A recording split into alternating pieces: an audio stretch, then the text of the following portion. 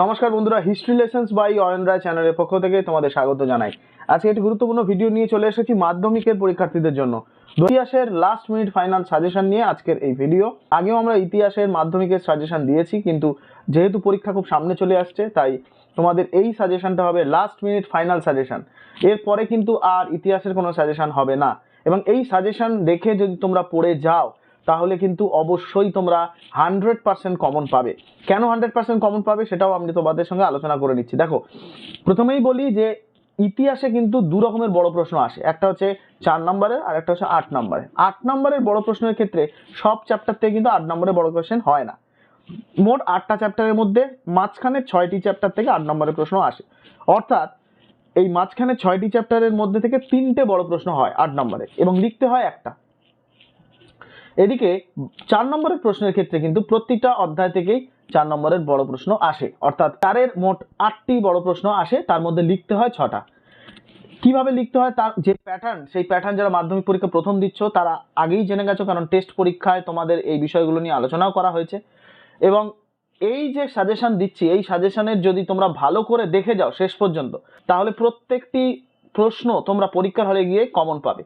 এবং এই প্রশ্নগুলোর উত্তর যদি তোমাদের পেতে হয় অবশ্যই আমাদের কমেন্ট সেকশনে কমেন্ট করবে, আমরা তার উত্তর লিখে দেবো। তার আগে বলে দিই, 4 নম্বরের বড় প্রশ্ন কিন্তু খুব বড় লিখতে হয় না।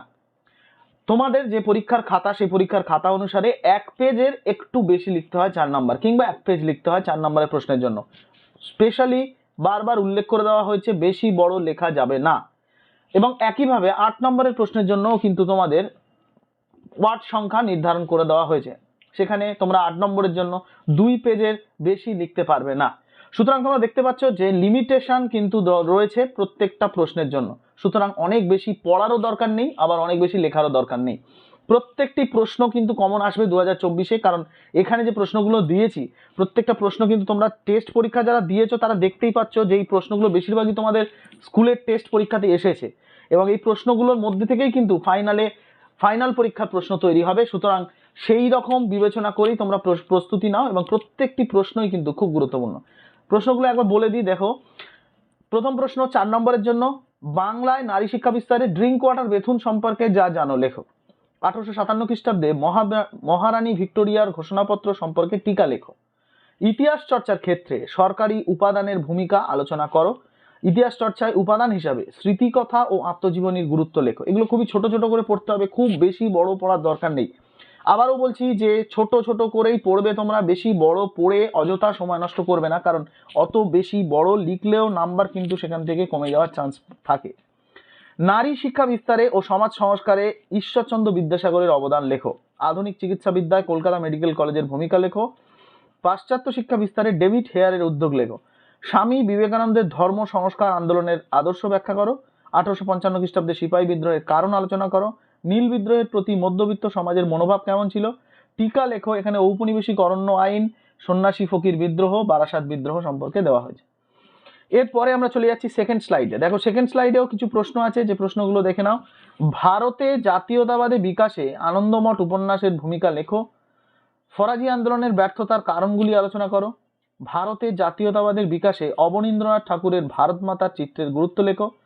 1876 খ্রিস্টাব্দে ভারত সভা গড়ে ওঠার কারণ, এটা খুব ইম্পর্টেন্ট প্রশ্ন, এবারের জন্য ভারত সভাটা খুব ভালো করে পড়ে যাবে। মহাবিদ্রোহের প্রকৃতি আলোচনা করো। শিক্ষিত সমাজের প্রতি এর মনোভাব কি ছিল। টিকা বেশ কয়েকটি এখানে দেওয়া হয়েছে, টিকাগুলো খুবই ছোট আকারে পড়তে হবে। বারবার বলছি বেশি বড় পড়ার দরকার নেই। রায়বেরেলি সত্যাগ্রহ, চৌরি চৌরা ঘটনা, গান্ধীজির নেতৃত্বে চম্পারণ আমেদাবাদ সত্যাগ্রহ, অলিন্দ যুদ্ধ, সর্বভারতীয় ট্রেড ইউনিয়ন কংগ্রেস, বসু বিজ্ঞান মন্দির, বেঙ্গল টেকনিক্যাল ইনস্টিটিউট, মিরাট ষড়যন্ত্র মামলা এবং একা আন্দোলন। এছাড়াও আছে অসহযোগ আন্দোলনে নারীদের ভূমিকা, আইন অমান্য আন্দোলনে কৃষক শ্রেণীর অবদান, ভারত ছাড়ো আন্দোলনে কৃষক ও নারীদের অবদান উল্লেখ করো। উদ্বাস্তু সমস্যা সমাধানে ভারত সরকারের ভূমিকা, এটা খুব গুরুত্বপূর্ণ প্রশ্ন এবারের জন্য।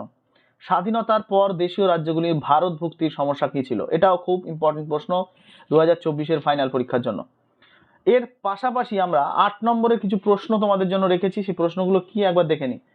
দেখো, 8 নম্বরের প্রশ্নের মধ্যে প্রথমে বলা হয়েছে বিংশ শতকে শিক্ষা ও সমাজ সংস্কার আন্দোলনে ঈশ্বরচন্দ্র বিদ্যাসাগরের ভূমিকা। এটা কিন্তু 4 নম্বরের জন্যও দিয়েছি, অর্থাৎ ছোট করে 4 নম্বরের জন্য পড়বে এবং বড় করে 8 নম্বরের জন্য পড়বে। 1857 খ্রিস্টাব্দে মহাবিদ্রোহের জাতীয় বিদ্রোহ বলা যায় কিনা, এটা কিন্তু ঘুরিয়েও আসতে পারে। 1857 খ্রিস্টাব্দে মহাবিদ্রোহের প্রকৃতি কি ছিল, এই বিদ্রোহ সম্পর্কে শিক্ষিত সমাজের মনোভাব কেমন ছিল। 3 নম্বর প্রশ্ন, বিংশ শতকে ভারতে উপনিবেশ বিরোধী আন্দোলনে বামপন্থীদের ভূমিকা আলোচনা করো। রবীন্দ্রনাথ ঠাকুরের শিক্ষা চিন্তার প্রসারে বিশ্বভারতীর অবদান উল্লেখ করো। নীল বিদ্রোহের কারণ বৈশিষ্ট্য আলোচনা করো। সুতরাং এই হলো আমাদের মাধ্যমিক 2024-এর ইতিহাসের লাস্ট মিনিট ফাইনাল সাজেশন। এই যে সাজেশন দিচ্ছি, এই সাজেশনের প্রত্যেকটি প্রশ্ন কিন্তু তোমরা খুব গুরুত্ব সহকারে পড়বে, কারণ এখান থেকে কিন্তু কোনো প্রশ্ন তোমরা নিজেরা সাজেশন করবে না, তাহলে কিন্তু সমস্যায় পড়তে পারো। তাই এই প্রশ্নগুলো অবশ্যই তোমরা দেখবে এবং প্রত্যেক বন্ধু বান্ধবের কাছে শেয়ার করবে এই ভিডিওটা, কারণ সবার কাছে পৌঁছে যাওয়াই আমাদের প্রধান লক্ষ্য। আর আজকের যদি ভিডিও তোমাদের ভালো লেগে থাকে অবশ্যই ভিডিওটাকে একটা লাইক করবে। এইরকম আরও ভিডিও পাওয়ার জন্য আমাদের channel history lessons by Ayan রায়কে সাবস্ক্রাইব করতে একদম ভুলবে না। পাশের বেল আইকনটাকে প্রেস করে দাও যাতে এরকম গুরুত্বপূর্ণ আপডেট সবার প্রথম তোমার কাছে পৌঁছে যায়। Thank you, thanks for watching.